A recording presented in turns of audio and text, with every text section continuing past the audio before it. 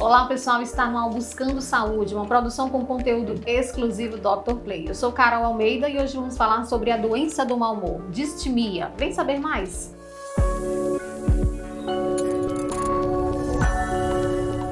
E para conversar um pouquinho mais com a gente sobre esse tema, eu recebo a psicóloga Giovana Petrucci, que vai falar um pouquinho mais sobre o tema, explicar, nos orientar. Seja bem-vinda.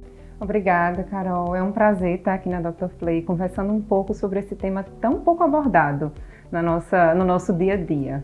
Doutora, o que é a distimia? Bom, a distimia, Carol, é conhecido como transtorno depressivo persistente. Normalmente a gente entende a depressão como se fosse um quadro único, né? Aquela pessoa triste, para baixo, não é?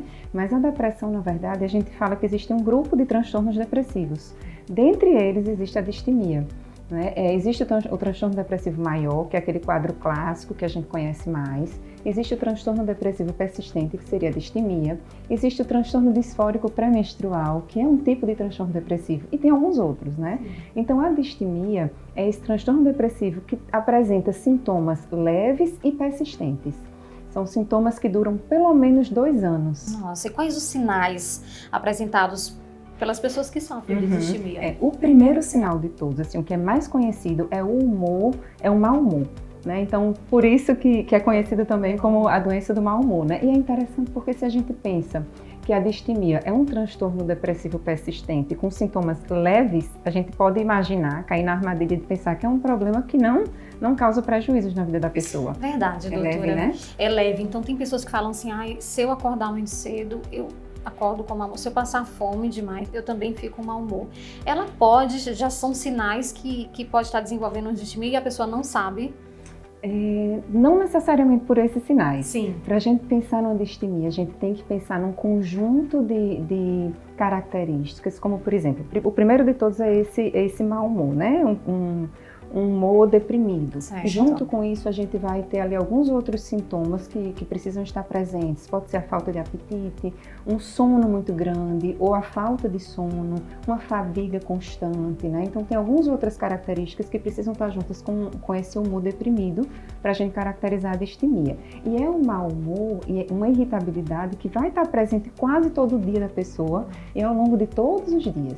Então, não é uma coisa circunstancial, que acontece e que depois passa. É aquela irritabilidade constante da pessoa. Então, no geral, quais são as causas e os sintomas? Tá, quando a gente pensa nas causas, hoje em dia, falar em transtornos psicológicos, psiquiátricos, né? A gente já não pensa mais na ideia, é uma causa biológica, orgânica, ou é uma causa só ambiental? Sim. Hoje em dia não existe mais essa dúvida. A gente sabe que é a interação das duas coisas. Então, tem ali um fator, uma predisposição genética, hereditária, né? Então, alguém que já tem ali um familiar que sofre de algum quadro depressivo, de um transtorno bipolar, e além disso, fatores do desenvolvimento daquela pessoa, estressores que a pessoa possa ter vivido ao longo da vida, né? Que seriam os fatores ambientais, ou até mesmo características psicológicas, a forma como a pessoa lida com as situações da vida. Esse conjunto de fatores hereditários e ambientais podem desencadear um quadro de distimia. Então, em qual fase da vida ela costuma surgir? Bom, isso é tão importante, porque assim, a distimia é um dos transtornos depressivos que costuma aparecer e que pode aparecer desde cedo, na infância ainda. Então, na maioria das vezes, a distimia aparece na infância, na adolescência ou no início da vida adulta. A maioria dos casos começam no início da nossa vida. E o que é que acontece? Por que é importante a gente perceber isso? Quando chega um paciente, né, que a gente vai avaliar, normalmente ele chega e nem sabe que tem distimia. Às vezes é uma pessoa que está com as relações sociais tão prejudicadas, não é assim, ou se separou porque o companheiro ou a companheira não conseguiu conviver com ela. Né? Então, muitas vezes a pessoa está com prejuízos na vida e vai buscar ajuda por causa disso e não porque tem distimia. E aí a gente vai avaliar e percebe. Quando vai fazendo uma avaliação da vida da pessoa, a gente percebe que aquelas características já existiam desde cedo. Né? E a pessoa nunca recebeu tratamento adequado. Pronto, com relação ao tratamento, como é o tratamento com a pessoa que tem distimia? O mais recomendado, né, é a interação, né, o tratamento conjunto entre psiquiatra e psicólogo. Se puder ter nutricionista, né, a questão do equilíbrio alimentar, educador físico, melhor. Mas se a gente pensa assim, na interação da medicação, né, é importante ali o acompanhamento com o psiquiatra e junto com isso a psicoterapia vai poder ajudar essa pessoa a perceber as dificuldades que ela tem no dia a dia por causa daquele transtorno, vai ajudá-la a lidar melhor, a desenvolver habilidades de comunicação, ela vai aprender a administrar a raiva, a irritabilidade de uma forma que não prejudique as relações sociais dela. Então, essa combinação, né, de psicoterapia com a psicofarmacologia é muito importante. Doutora, como diferenciá-la da depressão? Como diferenciar a distimia, que é o transtorno depressivo persistente, do transtorno depressivo maior. Sim. Vamos pensar assim, né? Porque tem outros quadros de depressão.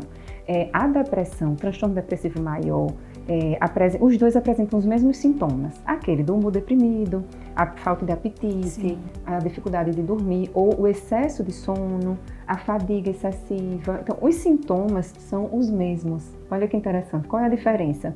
Na depressão, esses sintomas duram a partir de 2 semanas e costumam ser mais intensos. Já na distimia, na depressão é o humor deprimido e outros 5 sintomas. Um dos manuais classifica assim. A distimia é o humor deprimido e outros 2 sintomas daquele grupo.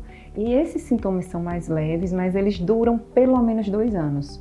Então, se uma pessoa apresentou esse quadro e com 1 ano ela teve a remissão, ficou boa, a gente já não vai caracterizar como distimia. Pode ter sido um transtorno depressivo maior leve, né? Então, a distimia, a pessoa apresenta esses sintomas por no mínimo 2 anos. Por isso, às vezes, as pessoas confundem o jeito da pessoa com a distimia.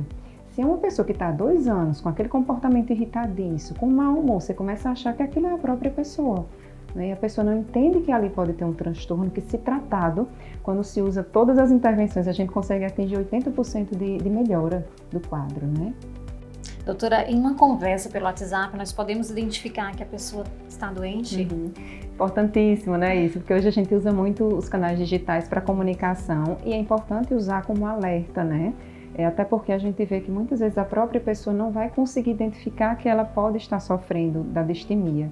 Então, não tem uma regra para a gente dizer que dá para descobrir por uma conversa de WhatsApp. Mas normalmente no WhatsApp a gente tem, por exemplo, familiares, amigos, pessoas com quem a gente interage continuamente, né? Então, se a gente conhece aquela pessoa, não apenas no WhatsApp, né? Conhece na vida também, e começa a partir de agora, né? Você fica atento e percebe que a distimia tem essas características, e você vê fulaninho que desde muito tempo sempre foi essa pessoa mal-humorada, irritada, com a sensação de vazio, como se nada tivesse bom na vida. E aí você percebe que a pessoa comunica muito isso pelo WhatsApp. Você pode ligar um alerta e procurar investigar ou até com um jeitinho, né? Conversar com aquela pessoa. Como orientar essa pessoa a procurar é. um profissional para ajudá-la? O que é que eu sugiro? Porque muitas vezes, imagina, você receber essa informação de alguém que não lhe conheça muito bem, não vai ser interessante, né? Então, primeiro seria importante conversar com alguém próximo, que conheça a pessoa, né, para que uma outra pessoa de repente pudesse mediar e levantar, não é, a possibilidade, porque depende muito de cada situação. Né? Tem pessoas que possam estar mais abertas a receber essa sugestão, mas isso talvez para uma outra pessoa possa deixá-la mais chateada, né? Mas assim, é importante se perceber, buscar, de repente, informar a um familiar, uma pessoa próxima, para investigar, para de repente ir colocando aquela possibilidade para a pessoa com um único propósito, né? Não é para rotular a pessoa, é para entender que existe tratamento e que quando se trata, a pessoa melhora muito a qualidade de vida dela. Doutora, nesse período que estamos vivendo, as pessoas estão procurando mais saber sobre distimia até chegar a diagnosticar? Carol, infelizmente não. Né? Eu acho que a gente ainda tem um caminho longo pela frente quando a gente fala de saúde mental como um todo, principalmente desses transtornos que são mais sutis, menos conhecidos. Né? Então, não há um aumento, não há uma maior procura especificamente por causa da distimia. Né? Mas eu acho que ações como essa aqui com vocês, não é? desse tipo de divulgação, eu também trabalho muito nesse sentido. Eu acho que é importantíssimo para a gente tornar isso algo comum, né? Todos nós temos essa explicar. Não é algo que a pessoa vai precisar carregar para o resto da vida como um fardo. Pelo contrário, os tratamentos hoje são muito positivos, com mesmo tratamento farmacológico. Não é a minha área, mas tem menos efeitos colaterais, não é a psicoterapia. A melhora de qualidade de vida é muito grande quando a pessoa busca ajuda. Mas a gente precisa falar mais sobre isso. Verdade. Deixa uma mensagem para a gente, para as pessoas que estão acompanhando, buscando, para se informar melhor sobre o tema. Tá. Eu acho a gente, a cada dia que passa, a gente tem ficado mais consciente da saúde mental, da necessidade que a gente tem de cuidar da nossa saúde mental. Então, falar sobre isso, não é? Se você tem dúvidas sobre sobre o que está sentindo, sobre algum incômodo, alguma angústia, é importante buscar a ajuda de um profissional qualificado.